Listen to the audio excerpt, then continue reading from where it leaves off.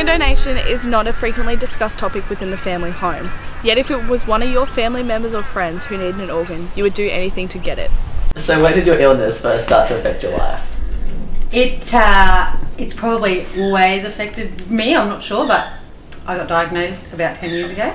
The effect that it had to start with wasn't that huge. I ended up in hospital for a little time and they did a biopsy and told me what the progression would be at that point, and they were pretty on the mark. They said it'd probably be about 10 years before I got on dialysis. It was more like 7 or 8 years. So just walk us through what a regular day on dialysis was like.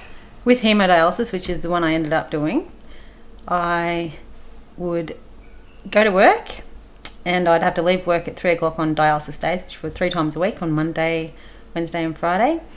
And I'd drive out to North Lakes, which is the dialysis unit on the north side, and I'd get hooked up to the machine for 4 hours, and then the machine would take the blood out of my body and clean it, filter it, put it back into my body a number of times. And then when the 4 hours were up, the nurses would unhook me and I'd go home and go to bed. Towards the end of dialysis, I was getting quite desperate to be transplanted. I was just over living that life. And I remember feeling constantly angry and upset that this was my life and that other people could travel and, you know, do normal things that you do in your 20s, and I was kind of tied to a machine. So post-op, after your transplant, how has your life changed? As the minute that I got the transplant, I felt so much more positive about the future and about what I could achieve and what I could do. I'm going overseas for the first time, which is ridiculous for someone who's in their 30s, but I just haven't been able to do that up to this point. And just those sort of things that other people sort of take for granted, but to me, they just seem like amazing things because it was only 12 months ago that they weren't available to me, you know? What's your attitude or opinion towards people who are organ donors?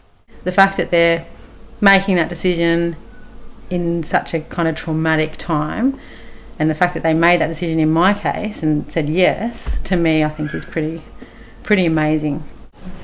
Mark and Opal, with the majority of Australians willing to become organ donors, tell me your views regarding this issue. I think it should be compulsory and that everyone should give their organs up.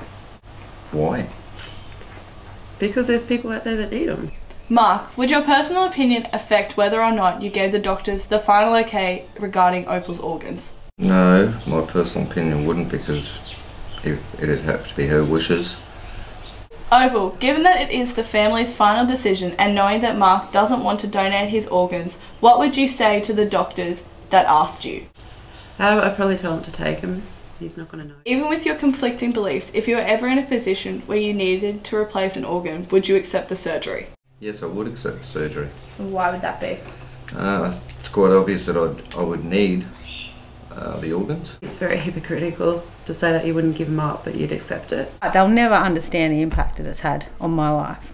It's as simple as sticking yes on the box. You're not going to need your organs when you die, so donate your organs today.